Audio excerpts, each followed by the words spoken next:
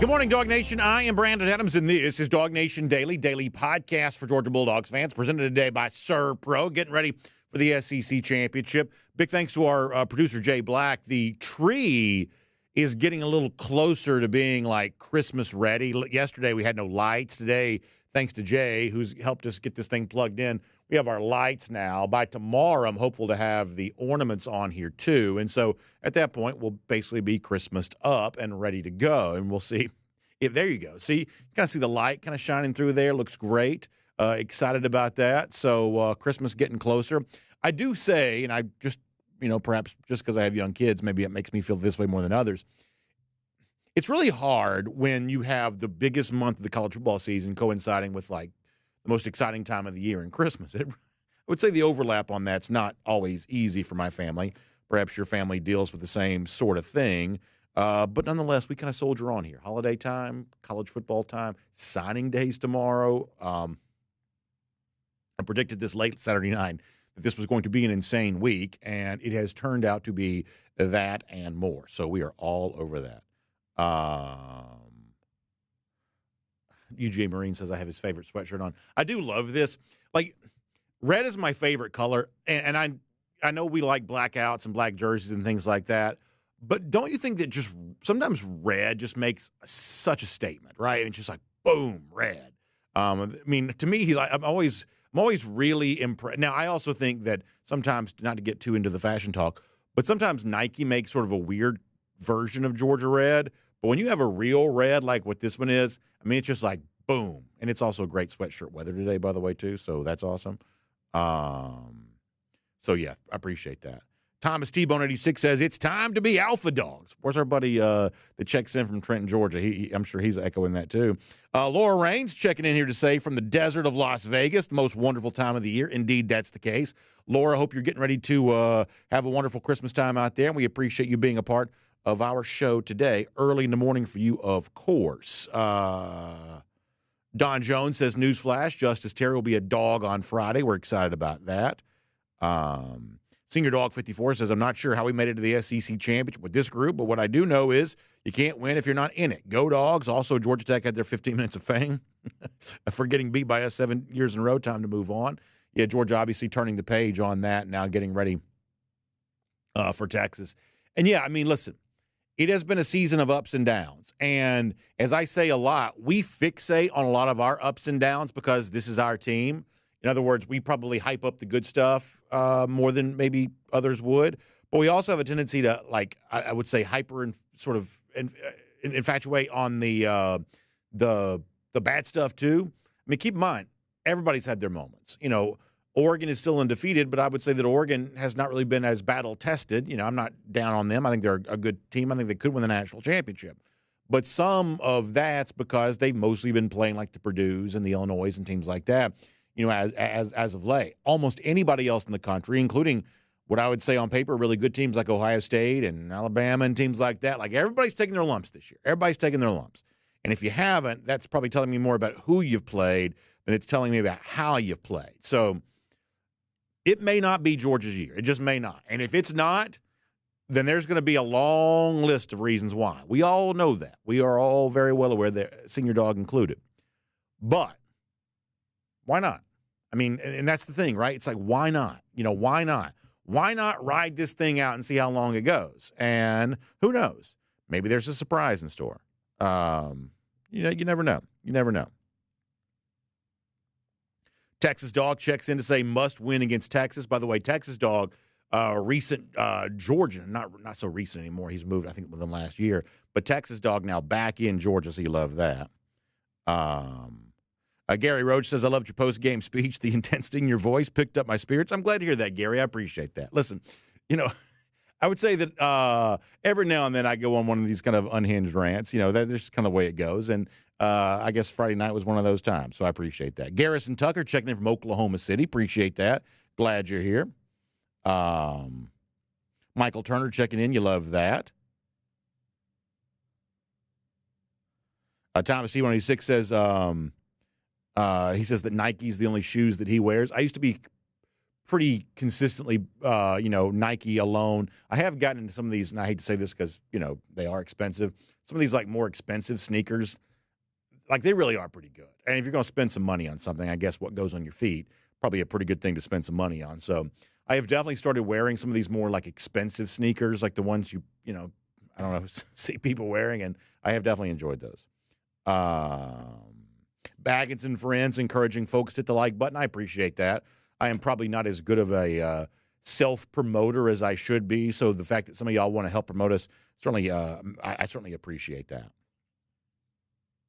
Yeah, that's what a Baggins friend was saying, to hit the like button, so I appreciate that, and I'm sure they get on to me for not doing that kind of thing enough, but the fact that some of y'all do, I appreciate that, and our buddy Baggins and friends encouraging folks to do that, I appreciate that. Justin Orvin says the portal's about to be wild. I think it is, although I think the people have kind of made peace with this more now, that, it's like the reaction to the Humphrey thing has not been hysterical, and the next thing we hear about probably won't be either.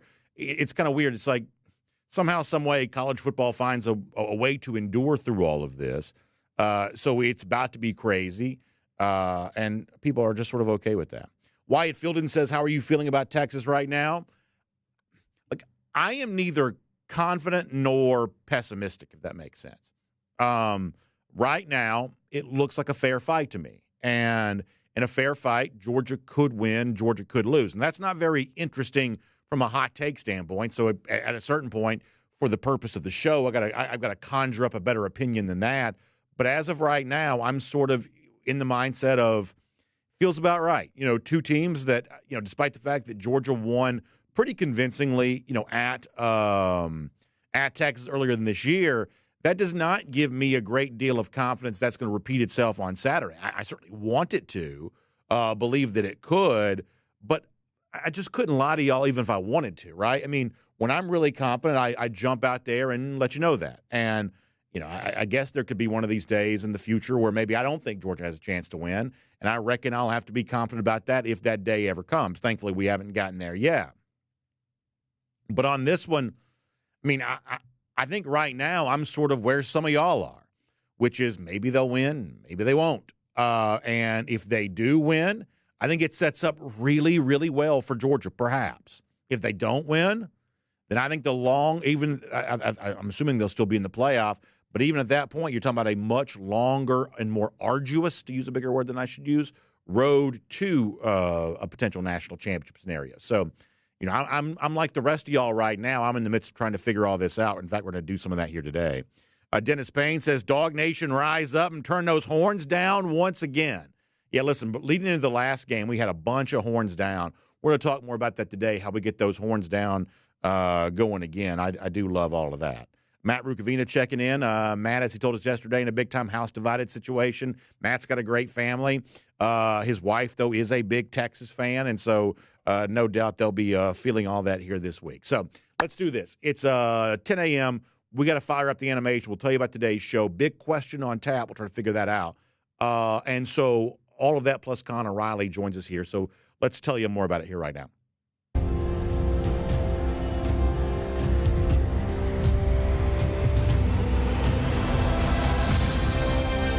Good morning, Dawg Nation. I am Brandon Adams, and this is DawgNation Daily, daily podcast for Georgia Bulldogs fans, presented today by ServPro. As I was saying to our live audience a moment ago, Christmas tree getting a little closer to being sort of game ready. Lights are now working, thanks to our buddy Jay Black. He helped us get that plugged in today. So all I got to do is put the ornaments on here. We're going to be rocking and rolling and getting ready for Christmas, which is always a really good thing. I appreciate all of you being here. We got a jam-packed show. A lot of days it's Jake Fromm on Tuesdays. Jake's going to join us later on this week. The Lions actually play on Thursday again. I guess they play back-to-back Thursdays. So that impacts Jake's schedule here a little bit. So we'll catch up with Jake a little bit later on this week and tell you more about that at the time. We are so loaded today. I thought a Georgia player said something really interesting on during yesterday's media availability. We'll talk about why that perhaps matters for Georgia. I'm going to kind of go head first into what was really kind of the biggest topic of the weekend related to like a lot of the flag planting and things like that. That didn't really involve Georgia very much. But let me tell you why I've got Georgia on my mind as it relates to some of that flag planting stuff. We'll do that on the show today. Believe it or not, tomorrow is National Signing Day. Like, how are we doing all this in the same week? I don't even know. Maybe we're not doing it very well, but we're trying. So we'll talk about that today. College football playoff top 25 comes out tonight. I think this is actually pretty interesting for reasons that we'll get into. And, oh, yeah, by the way, Georgia's got a clash of the Titans, a battle for the ages coming up on Saturday against Texas. I think there are really two big questions in this game that's going to go a long way towards determining who's going to win, and one of them may be more interesting than the other. So we're going to start with that here today. We're glad you're with us for it. It is DawgNation Daily, the daily podcast for Georgia Bulldogs fans, presented today by ServPro, and it begins right now. Today's episode of DawgNation Daily is brought to you by ServPro, cleaning, restoration, construction. Presented by DawgNation.com. This is DawgNation Daily, the daily podcast for Georgia Bulldogs fans. Here's your host, Brandon Adams. There are, I believe, two big questions that are going to go a long way towards determining who wins Saturday's SEC championship. One of these we spent a good bit of time talking about yesterday, but I think it's still relevant here right now to unpack even further. The way we said this yesterday was, how is it that Georgia has played its best game defensively this season against what is, I think most people would say objectively true, the best team that Georgia has played? You know, Texas is still among the highest, ranked teams in the country, and yet Georgia really shut down Texas when they met in October in Austin. Georgia kind of had their way with the Longhorns that day. What was it, 7 sacks in total? Great game from Mikael Williams, great game from, Jalen Walker. And if you watch that playing out, I think you could be convinced that this is the same Georgia defense that it's been in years like 2022 and maybe not quite 2021, but still it kind of rhymes with it when you go out there and impact a quarterback the way that Georgia did that day. And in fact, I think that, speaking just for myself, but also someone who kind of speaks to Georgia fans on a regular basis here on this show, coming off of that Texas game, I think that I had a lot of confidence that the Georgia defense was going to be that force that perhaps propelled Georgia towards a championship. And at times, brief windows maybe, it's been kind of like that. But the truth is there have been a lot of games against far lesser competition, including this past Friday against Georgia Tech, where Georgia didn't come close to matching the defensive success that it had against what's kind of a juggernaut team like Texas. Now, some of this, we would all acknowledge, is just sort of the weirdness of college football. The college football is just a strange sport. And it's part of the reason why we're attracted to it, because we never know what's going to go on from one moment to the next. Sort of anything can happen. And honestly, that kind of mystery is sort of addictive. It just kind of gets you just sort of plugged in, you tuned in, you just dying to see what happens next. Most of us would say that because most of us have kind of made college football our number one pastime. It's just one of those things. It's just amazing sport. It's fascinating how weird it sometimes can be. And so some of Georgia's inconsistently defensively, getting gashed by Georgia Tech, dominating Texas, some of that's just the sort of natural weirdness of college football. But it also begs you to wonder, well, is there perhaps more to this? Is there something in particular that Georgia has been kind of afflicted by here? And is there a way to maybe kind of fix that now that you're about to play Texas again? In other words, how certain can you be that you can do to Texas this time what you did to them last time, given the fact that you really haven't done that against anybody else? Now, this is where Kirby Smart comes into all of this. And listen, there are certain things from Kirby I'm very appreciative of. There are some times in like press conference, things like that, where he clearly does not like the question, does not want the discussion, just wants to avoid the topic. And in moments like that, he's willing to say whatever. Perhaps the thing about the analytics and the 2-point conversion on Friday night was maybe an example of that. We're still not quite so sure where those analytics came from. But there are other moments in which Kirby is really willing to be very honest and sort of lay it on the line and sort of tell you exactly what the real situation is. And I thought that yesterday was one of those examples. In fact, we kind of talked on the show yesterday about the kind of candid remarks from Kirby about the fact that this is a defense that's kind of trying to figure some things out. And by the way, it's getting pretty late in the season to still be trying to figure some stuff out, but it just sort of is what it is. And yesterday, another example of that. Facing reporters for his weekly press conference, Smart took head on the topic of why it is that the Georgia defense has been so inconsistent this year. And I thought Kirby's answer on this was really pretty interesting. This is what Kirby said.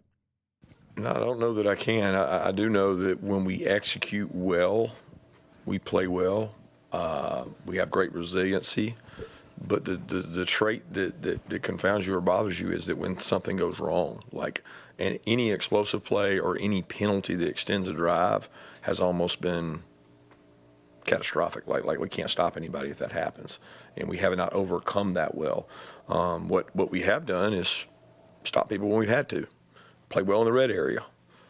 For a while there, we played really well at third down, but you can't put a finger on exactly what it was. If I could do that, then we'd certainly put a stop to it. But we've played well at times, and we've tackled well at times, and then we haven't at times. We've had more injuries than we've ever had in terms of guys in and out, but we don't use that as an excuse around here.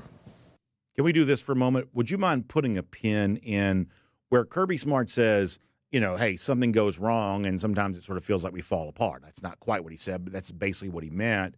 Would you put a pin in that idea? Because in a few minutes, I want to come back to that, sort of related to another topic, but sort of talk about this idea that, hey, sometimes adversity creates more problems for Georgia and how you perhaps fix that. We're going to come back to that here coming up in just a few minutes. But the overall notion of, hey, sometimes we tackle well, sometimes we don't. Sometimes we play great, sometimes we don't.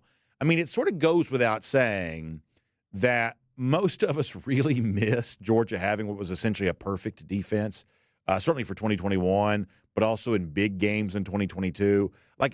Listen, a lot of us grew up with like Larry Munson and some of Vince Dooley and some of that talk about Georgia. So sometimes, and these are revered figures in our lives, sometimes there's a natural pessimism that can exist in the mind of a Georgia fan because of the great voices that shaped us. And therefore, sometimes that pessimism can make you less confident about your team going into a big game than you maybe should be, just because the way that the great Larry Munson would have talked about the awe-inspiring nature of the opponents, and sometimes Vince Dooley would have done some of that same kind of stuff too, as a lot of coaches from that era would. And so therefore, I think a lot of us have been kind of trained to sort of think the best of our opponent and maybe think the worst of our favorite team. That's just sort of the nature of it.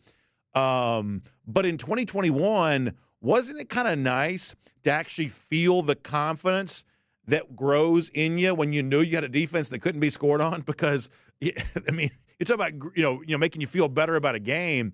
When your defense is not going to really allow anything, all of a sudden fans who maybe have been sort of raised to not be all that confident, maybe you'd be a little pessimistic every now and then, all of a sudden, you got stand a little taller. It's like, well, this defense ain't going to give up anything, so therefore our chance to win are actually pretty good. That was a little bit of an unusual feeling, I think, for a lot of Georgia fans, and it felt really, it was very enjoyable. Well, now this is a defense that can play the way it played against Texas, but it hasn't always played that way all season long, and Smart acknowledges that. Now, we also said yesterday, the fact that they have bowed their back when they need to, I think that does matter in this discussion. And you go back and rewatch the Tech game from Friday. There was a lot of stuff from that early part of that game that was just ugly. I mean, it just was, like, inexplicably bad for a team that we would say, Georgia, much better than its opponent. Certainly watching most of that game, you'd be hard-pressed to find evidence that was even true. But in the overtime period, both from a coaching standpoint and from a player execution standpoint, Georgia played much better. When it got to the point in which they could no longer afford to give up anything, they sort of didn't give up anything. And I do think that matters, and I don't think that's random chance. I don't think that's a trivial point. I do think it's important that Georgia has, when its back has been against the wall, found a way to sort of fight out of that scenario. And Kirby Smart kind of also talked about that in that clip there of, hey, we've sort of done it when we need to. But he also acknowledged yesterday, we got to be more than just a bend but don't break defense. We got to be more than just a team that never quits. At some point in time, we got to be a little bit more consistent than that. And he kind of challenged his team, I think, a little bit with the words that he used. Once again, this is Kirby Smart from yesterday. Yeah, I don't think you lean on that. You need to play well throughout, right? You need to start fast. You need to get off the field and give our offense field position. It's one of the things we haven't done a good enough job this year with our defense is creating field position advantage for our defense. We have had a lot of stops where we catch a ball on the 10-yard line, they start there, or we give up a field goal. And that's great, but that's not what we want to be. We want to stop people and force them to have to throw long third downs and then get the ball back to our offense. And I don't think you can say we're confident that we can stop them when we have to. We need to be confident we can stop them. So that, to me, is the story of the Georgia defense. that they have been pretty bad at times this year, and I think everybody would acknowledge that. But they were really, really good against Texas. And as Georgia fans, we're all kind of wondering, well, can you go back and be that same defense again against the same opponent? Theoretically, it should be easier. You did that on the road, and now it's a neutral site venue, but it's also a neutral site venue that you know really well, Mercedes-Benz Stadium. Texas has never played here before.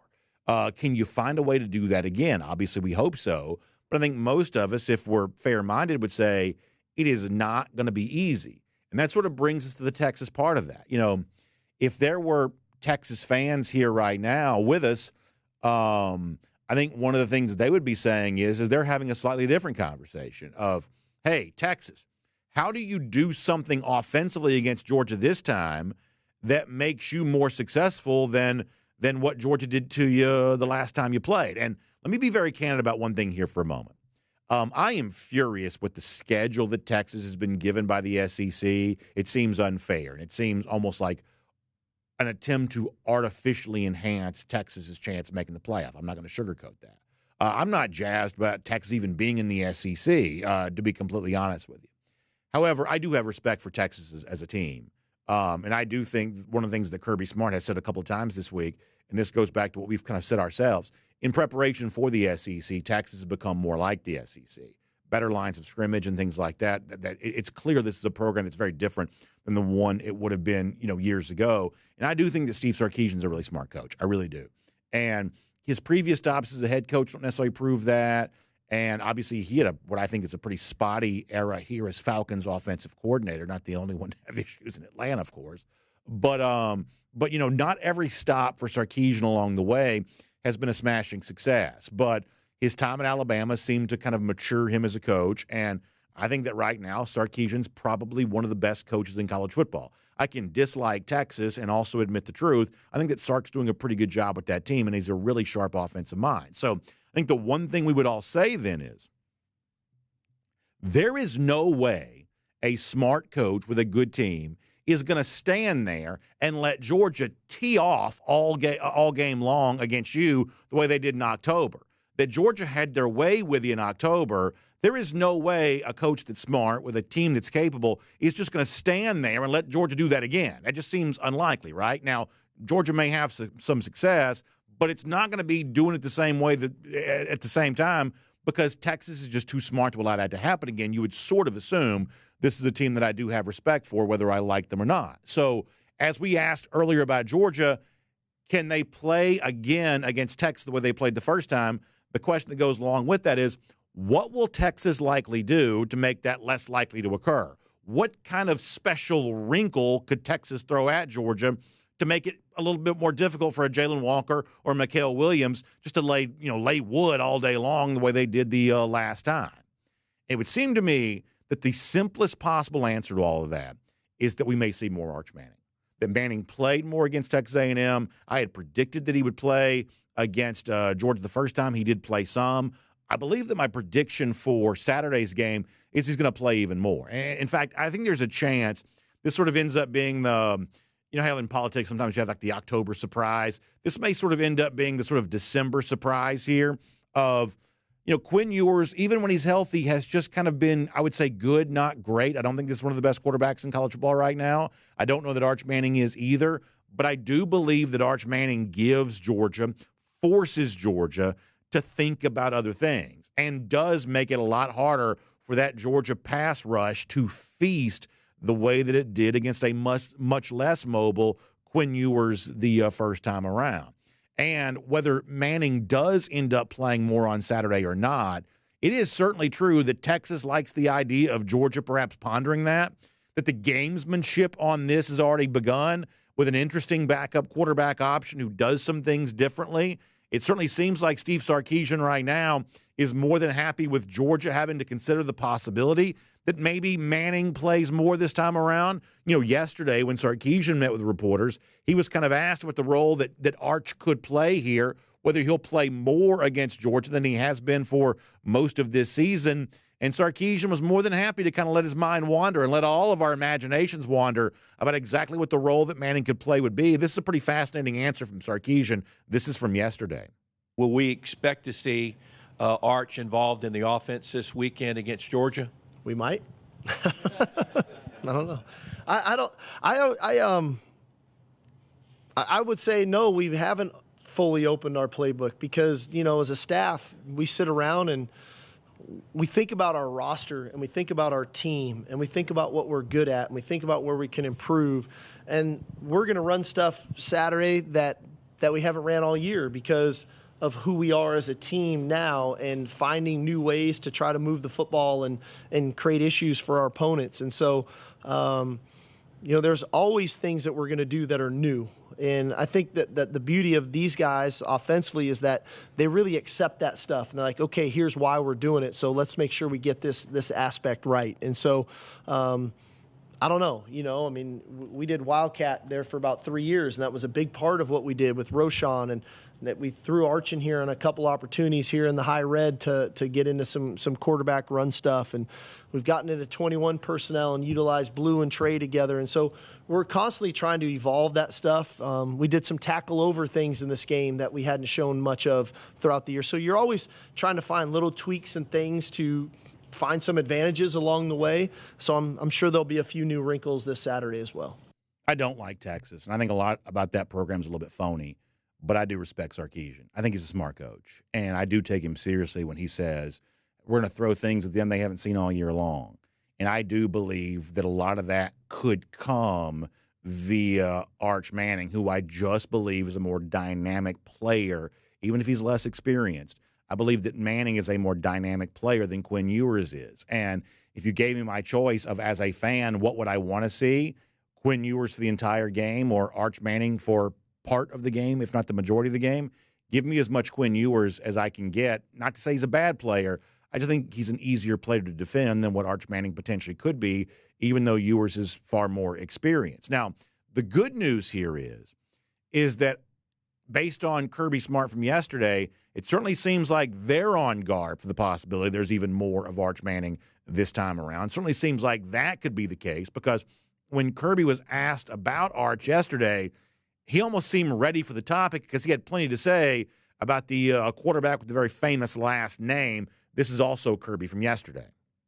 He's what everybody thought he was. He's athletic, smart, thick, a great thrower. I mean, he can run their entire offense while at the same time creating design runs or off-schedule runs, and both are scary because design runs with him are tough to defend because you're having to defend the whole field, and then he's also an elite thrower and passer. I mean, he's a great player, and they brought him along the right way. He's gained confidence each and every week in the way he plays. He got to start some games. I mean, you couldn't write a better story for him in terms of development to be ready to go and be the starter. So listen, here's what it comes down to. As I said before, it's two big questions. Can Georgia play defensively against Texas this time the way they did the last time? Honestly, Texas is going to do everything it can to make sure that doesn't happen. And to me, that does perhaps include more of Arch Manning. Will Texas try to surprise Georgia by playing Manning even more than they have at any point this season, more than just sort of a gimmick package? I think there's a chance they might. And how Georgia responds to that, if it does occur, that may be what ultimately decides the SEC championship. My name's Brandon Adams, and this is DawgNation Daily, daily podcast for Georgia Bulldogs fans, presented today by our friends at ServPro, getting ready for the SEC championship. I love the fact this has become kind of a yearly occurrence for us. 17, 18, 19, 21, 22, 23, now 2024. We just have come to expect to be talking about the SEC championship in December. We're lucky enough to be doing that again here this year. Fun storylines, fascinating for what's going to be an intense battle between Georgia and Texas. We're happy to have you as a part of our coverage here this week, and thankful to our friends at ServPro who make it all possible. When it comes to the great work that ServPro is doing, it's one of those things that you sort of hope you don't need it, but if you do need it, you're glad they're there. I'm talking about fire damage, water intrusion. These kinds of major cleanup jobs that happen because of just some of the crazy stuff that happens in life right now. We see a lot of this. We've just gone through a period of time where a lot of Georgians had major storm damage, or there's always the fear of fire or anything like that. When it comes to the property, either that you live in or perhaps your business is housed in, these are things that are major, parts of your life here. And so our friends from ServPro understand that, and they want to provide you the peace of mind of knowing that if you have that giant mess, it can be cleaned up. It can be put back together like it never even happened. And that's what the restoration specialists of ServPro are all about. Each franchise also independently owned and operated as well. That means you're doing business with somebody who's got a vested interest in the outcome, just like you do for yourself. Another great reason. It's really, I think, a satisfying experience to work with them. So please check them out online. It's servpro.com for more on that today. SERV, servpro.com for more on that today. All right, in a couple of minutes here, we're going to bring on Connor Riley. That's going to be a fun conversation. We're going to get all the angles for the SEC championship, plus college football rankings, signing days tomorrow, believe it or not. How are we going to do all this the same week? I have no idea. But all of that's on the table. That's coming up in a moment. I'm also going to remind you how you can be a part of the big one on Saturday with a Dog Nation invasion in Atlanta and perhaps our attempt to prevent an invasion. They're coming onto our turf on Saturday. And by the way, we're going to talk more about that on the show here in just a little bit, too. So all of that's coming up in a moment. But prior to that, let's go around the doghouse. Now, a moment ago, I said put a pin in something, and now we're going to come back to it. So Kirby Smart talked about, hey, sometimes this year for our team, when something goes wrong, Smart kind of alluded to, it almost feels like sometimes that compounds on itself and adversity creates more problems for UGA. Now, listen, I don't know. I'm not in that locker room. I'm also not, trained in this field. So there's plenty on this that I perhaps don't understand. But it certainly sounds like to me that if a bad thing creates more trouble, and by the way, we see this in all sports. Like if you like youth sports, things like that, you know how like Little League baseball team, it's like if one person makes an error, like there's like 9 errors that come after that. Just sometimes this stuff is sort of contagious in sports in ways we can't always understand. But if you think about major college football, the highest level of the sport, that Kirby says, hey, something bad happens, and then what happens after that? Sometimes this stuff sort of spirals. Where I would go with that in my mind is, I wonder if that comes down to a lack of trust. That are you sure if you're a player on the field? Are you sure these 10 guys have your back? And that if something goes wrong, somebody's going to sort of step up and stop it to prevent it from getting worse. Are you sure about that? Do you really, really have that trust? Do you really, really have that close connection, that cohesiveness that has kind of defined Georgia in the past? If you want to go back to like 2021 and 2022, these years in which Georgia was winning national championships, one of the things we heard a lot of the time, and I don't think this was like, touchy-feely stuff. I think this was real for this team. They really believed their connection, players wanting to play with each other and for each other. They really believed that connection was a major part of why they won as much as they did. They believed it. Sometimes some of that kind of stuff sort of sounds like sort of what you're supposed to say or the sort of touchy-feely part of football that not everybody loves. But I can say from having talked to players, they themselves believed in it. They thought it was true. The coaches obviously did, but the players themselves really, really believed in that. And it would sort of lead you to wonder, well, is this team as close? Is this team as connected? And sometimes it's sort of hard to know that. Maybe even for them themselves. You don't know how connected you are until you see how the full story plays out of the season. Perhaps that's the case. I would also suggest that sometimes weird things can make you more connected. We said this, perhaps wishful thinking, on yesterday's show, that for as bad as most of the Tech game was and as, poorly as Georgia had to play to give Tech that much of a chance to win it, the fact that Georgia didn't lose, the fact that they pulled it out late, maybe that becomes a rallying point for this team. Nobody believed in us. Everybody not just thought we were going to lose, they wanted us to lose, and yet we came together, we bound ourselves together, and we competed alongside each other and found a way to win that game. Maybe in the midst of sort of a bad performance for a team that was obviously heavily favored, maybe there's a level of connection that comes out of that did not exist prior to that. Admittedly, that's wishful thinking, but I would say that's perhaps true. I would say the same thing is kind of true for the other kind of weird story that's been out there. Julian Humphrey drops his decision to transfer right before the SEC championship. It had the potential of being distraction, but for the players who are as locked into Georgia as ever and as committed as ever, maybe something like this has the ability to kind of bind them to each other, demonstrate the connection they have, and maybe the exit ramp for a player that's not connected. Maybe that makes the players who want to be here and want to be a part of this, maybe it makes them feel more like that. We said this on yesterday's show too, and I thought it was interesting yesterday when the Georgia safety, Malaki Starks, one of this team's most prominent leaders, he certainly let it be known that he was not very happy with the timing of the way in which Julian Humphrey made the announcement that he made. And listen, we're not going to bang on Humphrey as far as we're concerned. That's old news. He's free to do whatever he wants. But think about what that might mean for the Georgia players when they look around and say, okay, the guys who are still here, these are guys I can trust. These are guys I want to go into battle with. Think about that as you listen to Malaki Starks right now. It's crazy timing, I'd say. It's a weird situation, and I don't know what I'm allowed to say and what I can speak on. So I wish him the best of luck, and I'm just ready to go back to work. Yeah, I mean, I think there could be potentially something there. That if a guy doesn't want to be here and doesn't want to work with us, let's go to work with the guys who do want to be. And let's keep our mouth shut and not say out loud what maybe privately we're thinking. I don't think it's very hard to guess what Malaki Starks is probably thinking there. But in a weird way, could this be a rallying point for this team of, well, if guys don't want to be here, there's the door.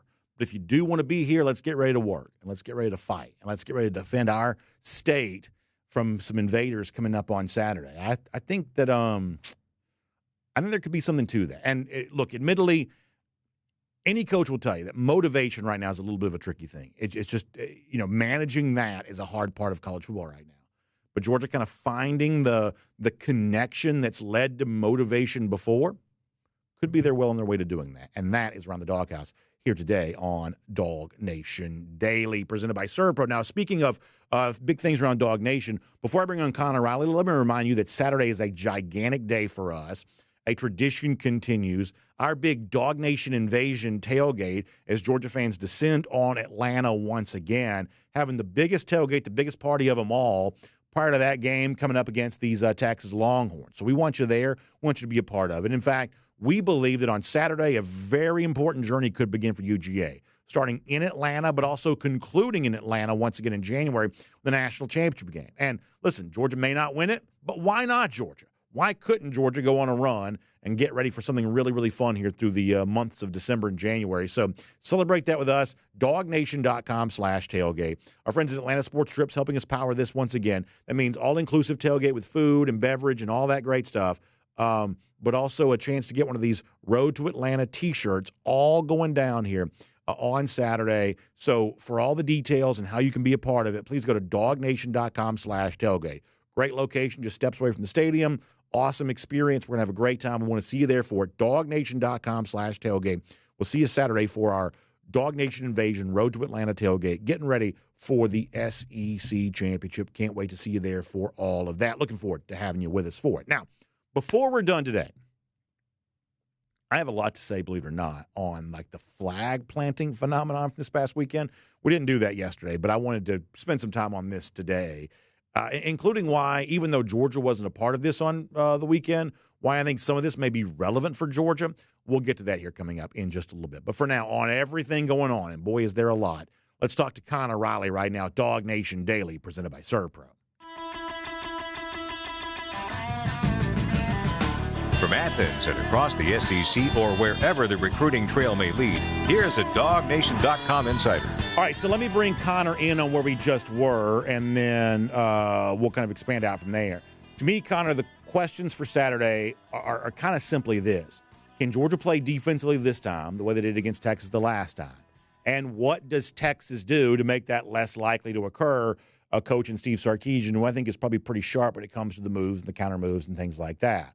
I think the easiest answer to all of this is, just like we saw more of Arch Manning against Texas A&M, we may see even more of him in a game like this against Georgia. And obviously, Kirby Smart had plenty to say about Arch yesterday. So what do you think about the chess match here between the very sharp offensive mind Sarkisian, who's clearly got to be motivated for a better performance after the Georgia defense really dominated him in his own stadium back in October? Yeah, here we are. I remember, talking before the first Texas game, and you wanted to discuss Arch Manning and the chances that he got on the field there. And he did get in part because I think the Georgia defense just so thoroughly whipped the Texas offensive line that Quinn Ewers was a little shell-shocked there. And they put in Arch Manning, and it didn't exactly work out all that well. So, look, this Georgia team is going to be well prepared for what Arch might bring, and specifically what he brings with his legs. I don't think he's quite there yet as a passer, but as we saw against Texas A&M, I think if you're unprepared, those running dimensions add an extra layer that you have to prepare for. And quite frankly, Georgia hasn't been all that good about defending running quarterbacks this season. So it's certainly going to be a challenge. One thing that I'm sort of watching, Calvin Banks, Texas's star left tackle, who didn't play all that great the first time around against Georgia, he left Texas A&M game with an injury. So we're waiting to see what sort of his injury status is for this weekend's game. But having people text me during the last game over and over again, we kept saying, 13's got to make a play here. 13's got to make a play here. That's Michael Williams. He had 2 sacks in this first game against Texas. He's been pretty quiet of late in terms of what he's been able to do, at least statistically speaking. And Jalen Walker as well. He had 3 sacks there in the first half against Texas. He has 2.5, and essentially the other, I'm trying to do the quick math here, 23 halves of football that he has played this season. Those 2 guys, just quite frankly, like they did against Texas, they're going to have to wreck the game. Now, I think Georgia's going to need to play complementary football. If they're able to get ahead and sort of force Texas into being one-dimensional like they were the first time around because of the turnovers that the Georgia defense faced, I think that's going to make things all the harder for Texas. Because credit to Texas, in recent weeks, they have been running the ball a little bit better. How good are those Kentucky and Texas A&M defenses? Not entirely sure, but Texas has shown a commitment to the run, and that is going to make them more difficult if they are that multidimensional. So one of the things I'm pretty confident in is that Carson Beck is playing better now than he was when he went into Texas. Somehow Georgia found a way to win that game easily without Beck playing very well. I did not think he played well against Texas, yet Georgia still won pretty convincingly. I do think that Beck is playing better now than he was then. Stat line may not always show it, but I haven't seen a lot of what I would think are questionable moments from Carson as of late. I think he's been plagued by drops, and this is a Georgia offense. It's not exactly, always a thing of beauty, but I don't put a lot of that on Beck in recent weeks here. How much, if you're a Georgia fan, Connor, would you be confident that, hey, the same way that Texas is going to try to be a little different this time around, Georgia perhaps has a quarterback that's all of a sudden playing a little better this time, and maybe that makes Georgia even more dangerous this time than it was before? How much optimism would you find in a statement like that?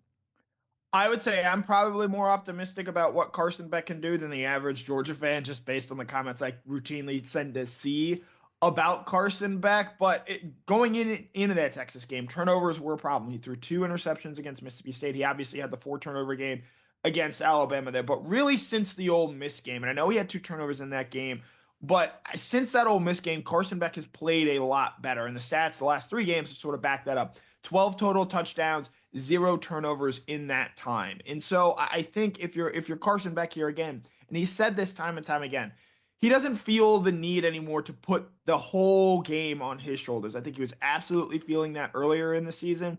You saw him press a little bit in that Alabama game. I think he did the same thing in that Texas game. I think in that way, the Tennessee game is almost freeing him of sorts because he was able to go out there, make plays, and lead this team in a way where he wasn't pressing and he wasn't trying to do too much there. And he led Georgia back, especially when they found themselves in a 10-0 hole there in the first quarter. So I think you've seen maturity from Carson Beck. I think you've seen growth from Carson Beck. And we'll see what this skill core does around him. Sounds like they're not going to have Trevor Etienne once again. Drops just continue to be an issue, and it's probably going to be an issue on Saturday, just given what we've seen out of this group all season. But I think Carson Beck has shown over the course of the year that this team is getting better, this offense is getting better, and it's starting to find a rhythm. You saw in the second half there, 3 touchdown drives in the fourth quarter. I think really doing a good job of distributing the football. And this is a guy who, quite frankly, even if he may not come out and publicly say it, is just looking a lot more confident than he was than when he went into Austin a few weeks ago. So one more thing on this game, then I want to talk about the rankings with you here for a moment. I think this is a fair fight. And there are plenty of times when I think that Georgia is going to win, and I'm more than happy to come on here and say that. One of these days, I may be forced to say, going into the game, I actually don't think Georgia's going to win. Thankfully, we haven't had too many of those moments in recent years, but one of these days, that may be true again. As far as where we are right now, and obviously I have to come up with a more interesting opinion on this before we get to the end of the week, but as far as where we stand right now, I really don't know how this game's going to play out. Georgia could win. Georgia could lose. I think conversely, on the other side, Texas also has paths to victory and reasons why it might, fall short here. Like, on a Tuesday, as we're talking right now, I expect this to be a slugfest between 2 teams, and I'm not quite so sure right now how it concludes. Do you have a better sense of the outcome right now than I do? Yeah, one, I'd like to know if Matt Leffler's crew is officiating this game this weekend, and that, may sway things in a certain faction there. I kind of lean Georgia, if only because I think Georgia is going to be the slightly more desperate team in this situation. You saw that desperation, I think, help Tech greatly a week ago. They just wanted that game more than Georgia did, and that's why they very nearly stole it there. I think against Tennessee, Georgia needed that game more than Tennessee needed it, and it showed out over the course of 60 minutes. You can make the same case about Ole Miss when Georgia and Ole Miss played earlier this season. I think the added benefit now that Georgia is playing in this game of getting that extra time off, I think is huge for this Georgia team. The path that they could control, especially with the potential that, maybe now Oregon, Ohio State, potentially even Alabama as well, all on the other side of that bracket, depending on how the ranking situation plays out. And you've got a chance where you're potentially the 2 seed and you're playing a 3 seed Boise State, a 3 seed SMU potentially. The winner of a 6-11, which could be like a Penn State, Arizona State game. I think the added benefit of winning this game means a lot more to a Georgia team than it does to Texas right now, at least through the Georgia colored glasses that I view this situation. And so I think that desperation, along with the fact that, look, Georgia's been in this SEC championship game before, and they know what it takes to win it, and they understand the heartbreak that comes with losing it.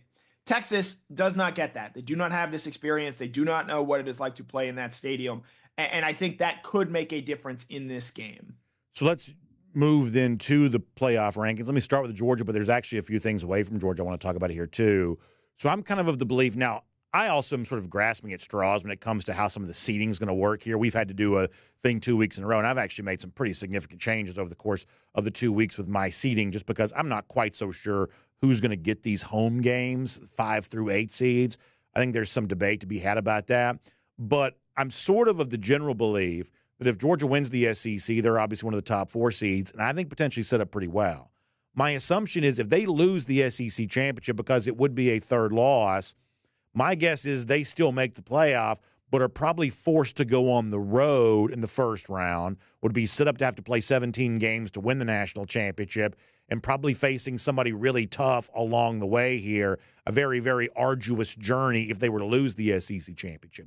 Do you see the stakes as that high? I know you just talked about this a moment ago, but a win and you're set up really well, a loss, and you could really have the deck stacked against you. Do you see that as being true for Georgia here? No. So you think that Tennessee would get a home playoff game over Georgia, even though Georgia beat Tennessee and Georgia had to thus play an extra game? So, I mean, I would not go to the mattress on my opinion here right now because that's obviously a fair comparison. But, I mean, I do let me tell you what I think is going to happen. Let's say that Iowa State wins the Big 12, or even if it's Arizona State. I think one of those teams is going to skyrocket up the rankings, and I do not believe they're going to put a conference champion on the road to begin the college football playoff, especially if Boise State gets ahead, and we're getting in the weeds here. I realize that. But if Boise State earns one of the top 4 seeds, Big 12 is going to be furious. I think that the committee and the organization that runs the college football playoff, I think they have a sense for the politics sometimes. I don't think they're going to have the indignity of not being a top 4 seed and also going on the road. So I think the Big 12 champion is going to have a home game. And I don't think a lot of people are projecting that right now, but I'd be shocked if the Big 12 champion is not playing at home in round 1. I think the runner-up in the Big Ten title game is going to have a home game. I think Notre Dame's going to have a home game. And I think that leaves one spot left for a home game. So whether it goes to Tennessee or somebody else, I think it's one spot left. And I'm not 100% certain that Georgia would get it if it loses the SEC championship. I may be wrong, and I may be not even thinking about it in all the right angles. But that's the sense that I have right now. What would you say? The biggest question this weekend is the thing that we're going to learn. How does this committee view conference championship losses? It's the thing we don't know. It's the thing in the past that has kept Georgia out of the college football playoff. And it's not just a Georgia thing this weekend. SMU, a team that I think should safely be in.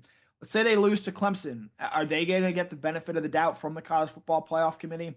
I don't think that they will. So I think how that shakes out and how this committee chooses to view losses in the conference championship games is going to have a drastic impact. Let's say Oregon goes up and just rubs Penn State. Should Penn State get a home playoff game over an Ohio State team that they beat? I would say yes, but I could see people on the committee saying otherwise because Ohio State has a head-to-head home win over Penn State at home. The biggest thing that, again, there are a few things that are interesting about specifically tonight's rankings. And then obviously going in the conference championship game, the big thing, the big unknown is just how those losses, which we know are going to happen because the losses, as we have learned this season, always come, how those impact the rankings. Tonight, the two things that I am looking for are, one, is Miami able to stay ahead of Alabama? Because if that's the case, then maybe you start to give some credence to the idea that Alabama may not get in. But I do think that that is going to end up happening in this circumstance here. And then the other thing, to your point about, I don't necessarily know that they're going to give the Big 12 a home playoff game, but how high can Arizona State climb? This team has played really well of late, dominated Arizona in a rivalry game on the road this weekend, something a lot of teams didn't exactly do, and is playing really good football and has a chance to earn another ranked win this weekend. And so I know you believe Iowa State is going to find a way to win that game. And the Big 12 champion and how high they ultimately climb is something that I'm interested in looking for. But I think the biggest thing is how far does Miami fall, and where does that come into impact with Alabama, with South Carolina, with Ole Miss? Because while for whatever reason, it seems like Alabama is getting the benefit of the doubt, probably because of their logo compared to, say, South Carolina or Ole Miss. I think South Carolina is playing much better at this time of year than Alabama is. It seems like Alabama's probably going to benefit from some team losing in conference championship weekend. Yeah, I mean, our audience doesn't care about this, but I'll just say it real quick, that whoever wins the Big 12 is actually going to have more ranked wins than I think a lot of people realize, especially when it comes to ranked at the time the game was played. That the Big 12 doesn't have a great team, but they've had a lot of sort of above average teams. And honestly, the Big 12 champion they will have proven a little something. And I do expect the committee to at least give some respect to that. We'll see how that goes. But you mentioned where Miami falls tonight. I also look at what happened last week where SMU comes in at 9th ahead of Indiana at 10th and Alabama that was 13th last week. If SMU is still ranked ahead of Indiana and Alabama, then that would be a pretty big tell to me that there's a chance that SMU could lose the ACC title game and still make the college football playoff. So at the very least, I expect Alabama to jump SMU tonight, won the Iron Bowl. Because if they don't, how do they make the playoff at that point? I mean, I get what you're doing. There's no justification for Alabama jumping an SMU team this week that is 4 spots ranked ahead of them based on beating a 5-7 Auburn team, other than just brand bias. I think that this is a good SMU team. Their one loss this year is against a BYU team that finished the season ranked by 3 points. Alabama 2 weeks ago got dump trucked by an Oklahoma team that was lucky to finish the season with a 6-6 record. Look, and I know I came out very strong against Alabama, and then, of course, the ACC just falls flat on its face. Miami blowing a 21-0 lead against Syracuse to open the door for Alabama to get in. But I'd give credence if you wanted to say that South Carolina should get in over Alabama based on the way that they are playing and the way they have looked of late, along with just the totality of the resume. But I also give credit to those that say Alabama has the head-to-head win. I'd point out as well that Ole Miss has looked more impressive in their wins against South Carolina, against Georgia, which are Alabama's 2 best wins. And, look, Kentucky at home is a very bad loss, understandably so, but in the totality of the resume, I think Ole Miss is right there as well. But it just seems like even your suggestion, a somewhat fair one about them jumping over SMU, it just comes down to the bias that this committee seems to keep having for Alabama. It happened a year ago when they put them in over Florida State. While I understand the arguments a year ago were what they were, I would not have done that. And it seems like, once again, Alabama, even though this is so clearly not an Alabama team that Nick Saban has led and an Alabama team of old, it still seems like they're going to get the benefit of the doubt once again. Yeah, it'll be worth watching tonight. And, I do think that's going to be really interesting because I do think Alabama's going to get the nod over SMU, whether they deserve to or not. And we'll see if the committee does anything to foreshadow that and how, the Indianas were treated. There's going to be a lot of change in the rankings tonight, and it's going to create a lot of debate. And I think it leads for a very fascinating conversation between now and Sunday, and obviously the conference title games are going to give us more details on that. Connor, I'm keeping you long, and I apologize. I do want to try to do something on signing day here before a minute because it's just sort of crammed into all of this. And obviously for Georgia, the big one's on Friday when Justice Terry makes his decision at noon. But help me make sure that we're covering all the bases here. folks are watching Lagonza Hayward tomorrow, although I guess, Georgia's not thought to be the primary beneficiary of, him maybe not landing at Tennessee.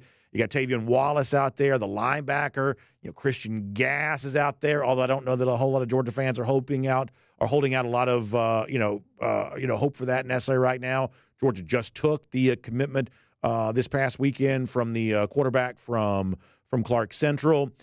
Give me a couple of signing day storylines that are really heavy on your mind right now. I guess the other one I should add is maybe the most interesting thing is whether or not Georgia holds on to Usmani Chroma. That may actually end up being the most interesting storyline of all. But what else is out there for you as far as the start of the early signing period, which does begin tomorrow and stretches for 3 days?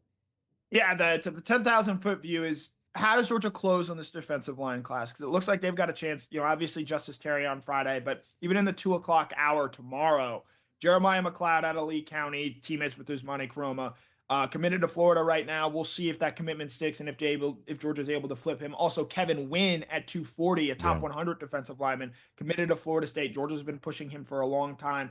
Wynn was at Georgia this past Friday to see Georgia beat Georgia Tech, so follow the visits. That would seem to help Georgia in that regard there. And then I think you're right about Chroma. Auburn, look, a year ago, we know they tried very hard to land KJ Bolden. We know that they're pushing all in, I think, on next year, building in this recruiting class, having a really strong recruiting class. They like Chroma a lot. Will they be able to flip him? Will Georgia be able to hold on to him? We'll see. I hate that they're doing this in the middle of the SEC championship week, and because of the changes that come with the national letter of intent, Kirby Smart's not even going to be speaking on these guys tomorrow, in part because he can't until these guys really get on campus at that point in time. But I think, having said all that, you still got some real excitement here. And look, I think the fact that this game is taking place this week underscores the fact that Georgia's got a chance to sign the #1 class in the country once again. And while, yes, I know NIL and the transfer portal have maybe sapped some interest in recruiting, at least in terms of how these guys develop long term, this is a star-studded class as Georgia has signed in some time, specifically on the offensive side of the ball, with guys like C.J. Wiley, Elias Williams, and Talon Taylor that they're bringing in. So I know it's flying under the radar this week, but there's still a lot to like about what Georgia is bringing in the signing class. And I hope that there's some interest in what these guys do tomorrow and how fans react to it. Let me do two things real quick. How real, and this is obviously just a best guess right now, but how real do you think this Kevin Wynn thing is at the moment? I would give it maybe about a 40% chance that it's real, that it could happen. He's just a quiet kid, and sometimes the lack of information that is out there is filled by something else. He's still committed to Florida State. He's taken a lot of visits. I do put something into Georgia taking one last swing with him this past weekend. And so we'll see if they're ultimately able to land him. And then one more just for fun. Any candles still in the window for like a 5-star LSU cornerback commit such as DJ Pickett? Any candles still in the window there? Maybe just perhaps if there's a big surprise, that would be your best chance at a big surprise, probably, right? Absolutely. And Dante Williams, look, I think there's a cornerback that they need in this class. Obviously they have Dominic Kelly reclassify. Can they take the big swing there and win it? We've seen Georgia make big moves late. Obviously, Dalen Everett a few years ago, flipping from Clemson to Georgia right before signing day. George Pickens, perhaps most famously, prompting BA to ask if this was real. I think DJ Pickett, if we're on air and flips tomorrow, would elicit a similar response from Brandon Adams.